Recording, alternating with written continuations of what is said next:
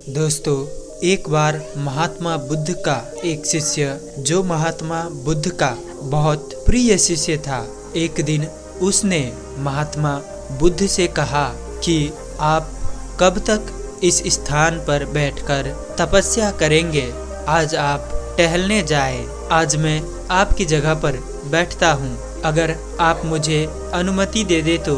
फिर महात्मा बुद्ध ने अपने शिष्य से कहा, ठीक है, मैं टहलने जाता हूँ, लेकिन एक बात का ध्यान रखना कि जो कोई भी यहाँ दर्शन करने के लिए आता है, वह जो कुछ भी मांगता है उसे मिलता है। मेरी एक शर्त है तुमसे कि तुम कुछ नहीं कहोगे और न ही तुम कुछ करोगे, बस अपनी तपस्या में लीन रहोगे, क्योंकि मैंने सभी लोगों के लिए कुछ योजनाएं बना रखी है। मैं सभी का ख्याल रखता हूँ। ऐसा बोलकर गौतम बुद्ध वहाँ से चले गए और शिष्य वहाँ अपनी तपस्या में लीन हो गया। कुछ भक्त आए और चले गए। कुछ समय बाद एक व्यापारी वहाँ आया। वहाँ उसने उस शिष्य को बुद्ध के स्थान पर बैठे देखा। फिर व्यापारी ने उसे प्रणाम किया और जैसे ही व्यापारी वापस जाने के लिए मुड़ा, उसके जेब से कुछ रुपए वहीं गिर गए। लेकिन व्यापारी ने ध्यान नहीं दिया और वहां से चला गया। व्यापारी के जाने के बाद एक गरीब व्यक्ति वहां आया। उसने महात्मा बुद्ध के शिष्य को प्रणाम किया और विनती करना शुरू कर दिया।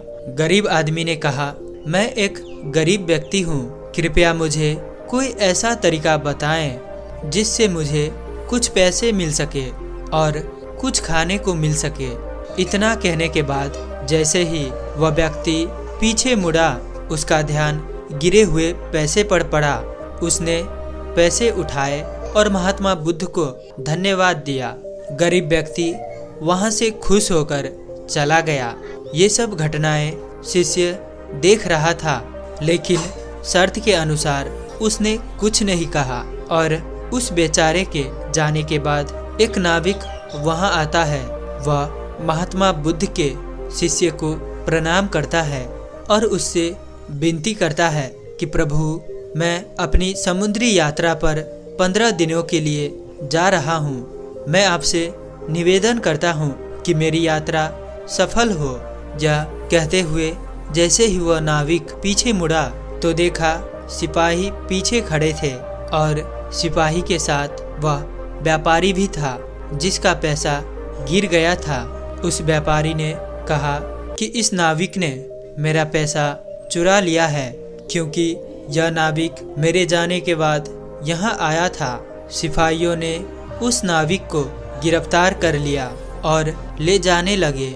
नाविक ने बार बार मना करने पर भी सिपाहियों ने उसे नहीं छोड़ा और अपने साथ ले जाने लगे। तो तपस्या में लगे महात्मा बुद्ध के शिष्य सारा मामला बताया।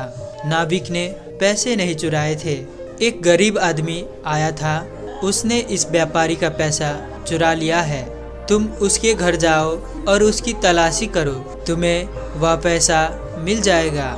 राजा के सैनिक पैसे वसूल करने के लिए गरीब व्यक्ति के घर पहुंचे और गरीब व्यक्ति को पकड़कर काल कोठरी में डाल दिया गया और नाविक को रिहा कर दिया गया।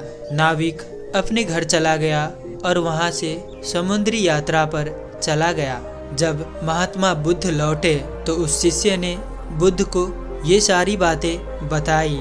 बुद्ध ने कहा, मैंने तुमसे कहा था कि तुम कुछ नहीं करोगे, यहाँ तपस्या में रहो और चुप रहो।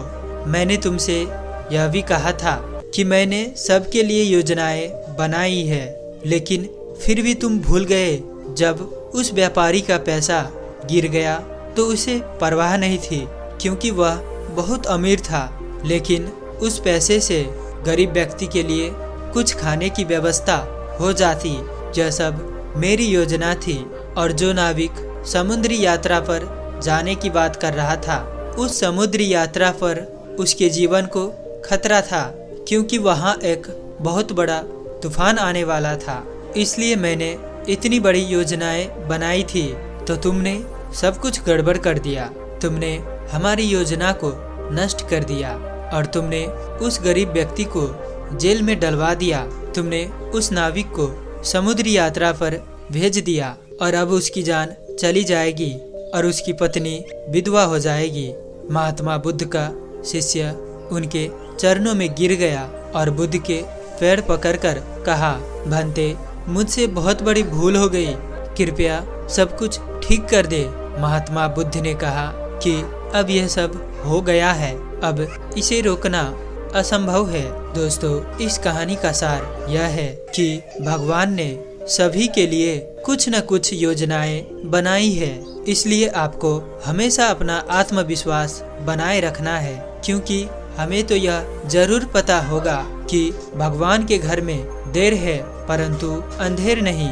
दोस्तों, इस कहानी के जरिए आपको मैं ये बताना चाहूँगा कि हम अक्सर किसी के मामले में अपना बेतुकी फालतू का सलाह देने लगते हैं। यदि हम ईश्वर के बनाए विधान को नहीं समझे, हम उस पर कुछ भी अपना राय और न्याय करने लगते हैं तो हम कई बार गलती कर देते हैं और उस गलती के कारण हमें उसका नकारात्मक परिणाम भोगना पड़ता है और बाद में पछतावे के अलावा और कुछ नहीं बचता है, क्योंकि जो बीत जाता है, जो गुजर जाता है, उसे हम बदल नहीं सकते।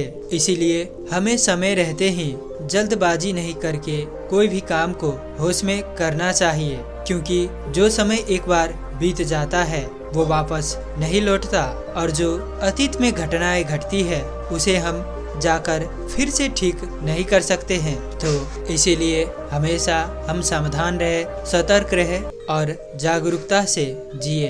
दोस्तों, अगली बौद्ध कहानी मैं आपको सुनाना चाहता हूँ। यह कहानी है आलस्य पर।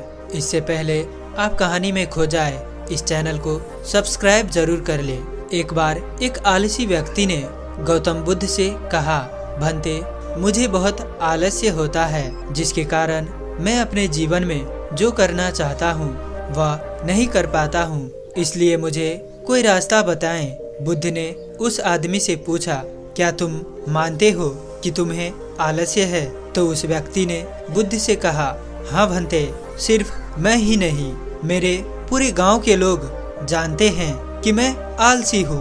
बुद्ध उस व्यक्ति से कहते हैं, लेकिन तुम्हारे पास कोई सबूत है क्या कि तुम आलसी हो?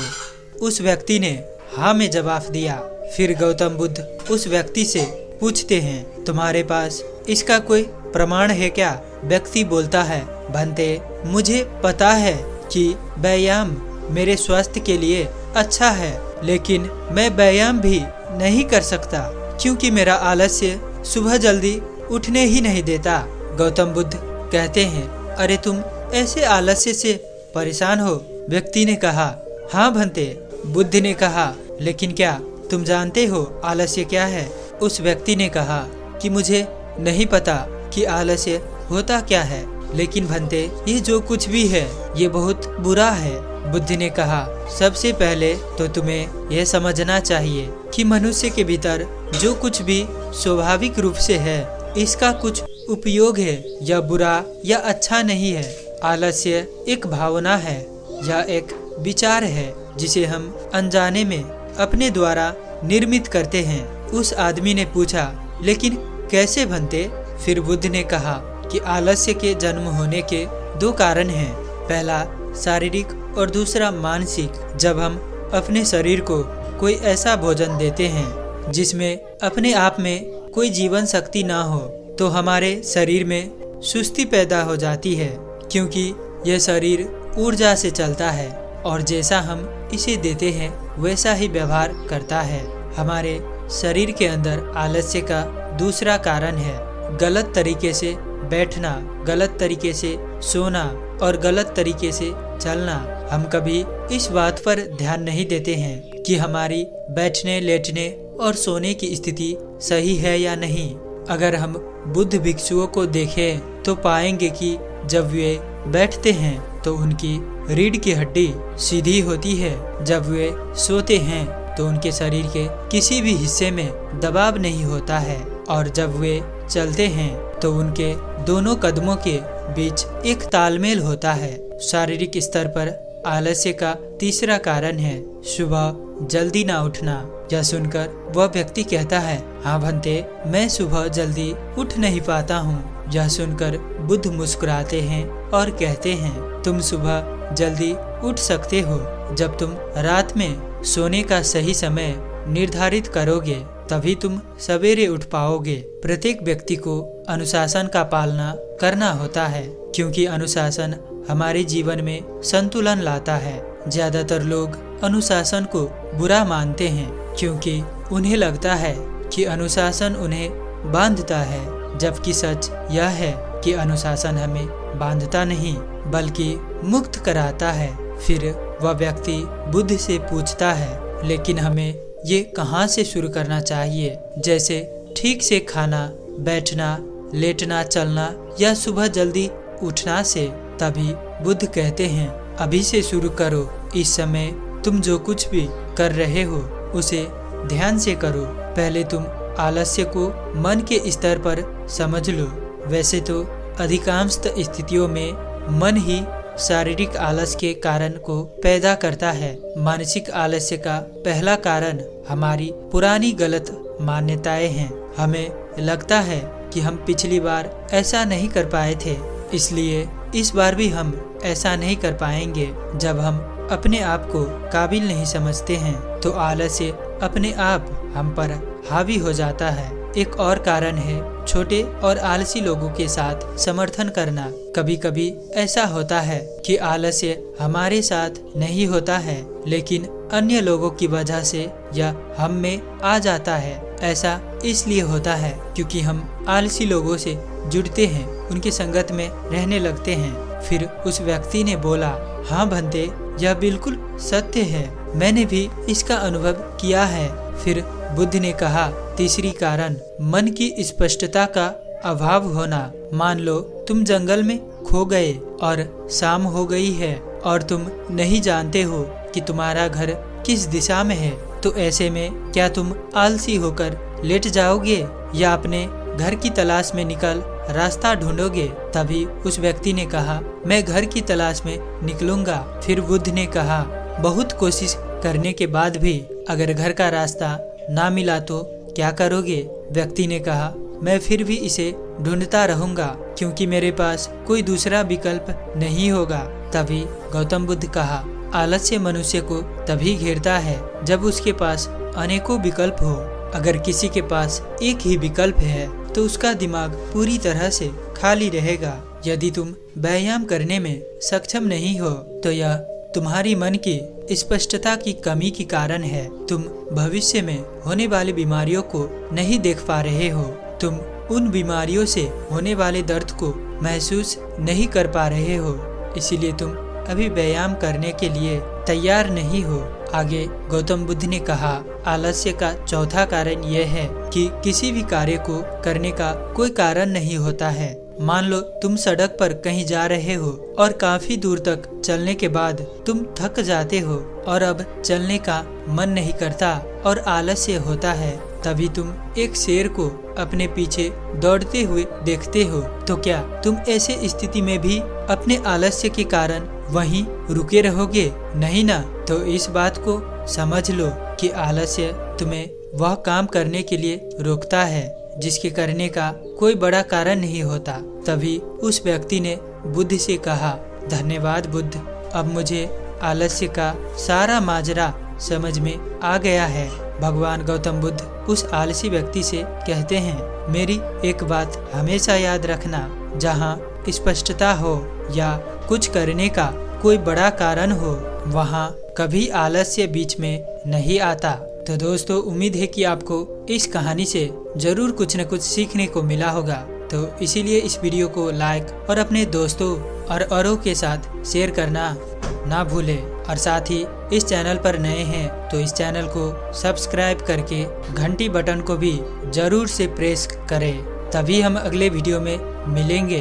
और कहानी में अंत तक साथ देने के लिए मैं किशन शर्मा आप सभी का दिल से बहुत बहुत धन्यवाद करता हूँ। तो चलिए मिलते हैं ऐसी कोई और नई वीडियो में, तब तक के लिए अपना ख्याल रखें। धन्यवाद।